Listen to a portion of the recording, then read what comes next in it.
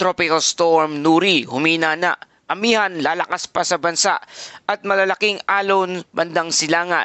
Magandang araw Pilipinas, ito ang Pilipinas Weather ngayon. Narito na ating update sa panahon. Kung bago ka lang sa ating channel, please like, share, and subscribe para lagi kang updated sa panahon. Salamat sa iyong suporta. Mga kababayan, ngayong araw ng Huwebes, March 12 na po tayo.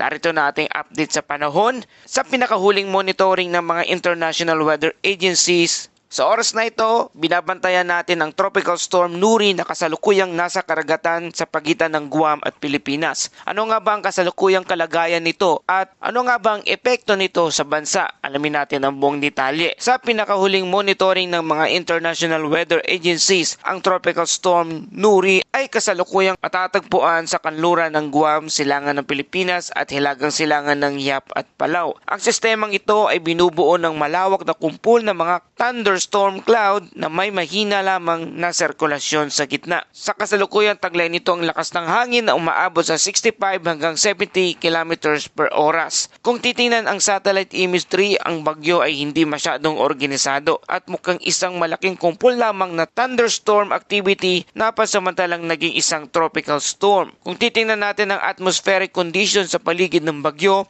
makikita ito na nasa pagitan ng dalawang magkaibang wind pattern. Sa hilagang bahagi, naroon ang malakas na northeast monsoon o hanging amihan at habang sa tibok naman ay umiiral ang easterly winds mula sa Pacific. Ang kombinasyon ng dalawang ito ay dahilan kung bakit parang pansamantalang huminto at nag-install ang bagyo sa karagatan. Kaya nagkaroon ito ng kaunting pagkakataon na maging isang tropical storm. Ngunit ayon sa forecast ng Japan Meteorological Agency o JMA, hindi inaasahang lalakas pa ng husto ang sistemang ito.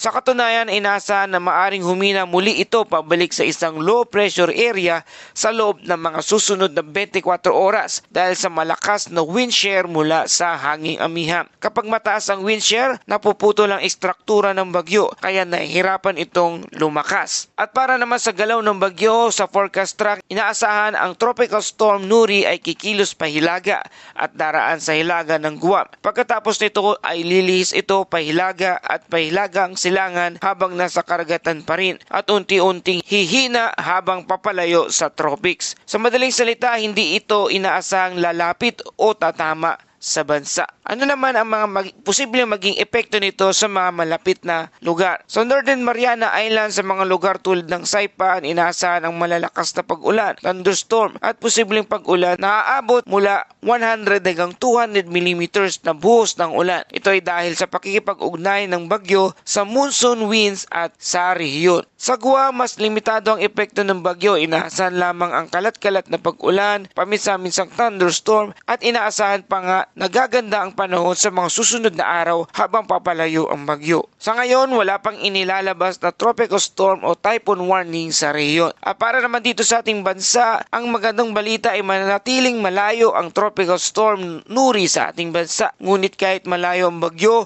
patuloy na lalakas ang northeast monsoon o hanging amihan sa mga susunod na araw. Dahil dito, inaasahan ang mas malamig na hangin sa Northern Luzon at malalaking alon sa silangang baybayin ng bansa na karamihan sa Luzon ay makakaranas ng tuyo at maaraw na panahon. Sa Metro Manila at sa natitirang bahagi ng bansa, inaasahang magiging bahagyang maulap hanggang maaraw ang kalangitan na may temperatura mula 28 hanggang 31 degrees Celsius. Mga kababayan, kung babalikan natin ang kasaysayan sa Western Pacific weather pattern, maraming tropical storm ang nabubuo sa silangan ng bansa ngunit agad ding humihina dahil sa malakas na hanging amihan. Ito ay karaniwang nangyayari sa late winter hanggang early spring month kung kailan mas dominante ang monsoon winds kaysa tropical development. Kaya patuloy tayong nagpapaalala, mag-ingat sa malaking alon sa silangang baybayin ng bansa, iwasan ang paglalayag ng mga maliliit na bangka kapag maalon ang dagat, maghanda sa mas malamig na panahon sa bandang Northern Luzon at patuloy na makinig sa mga opisyal na weather updates. Para sa ating buod ng balita, may tropical storm Nuri sa pagitan ng Guam at sa ating bansang ng Pilipinas at taglay nito ang lakas na hangin mula 65 to 70 kilometers per hour. Hindi ito inaasahang lalakas pa at posibleng humina sa loob ng 24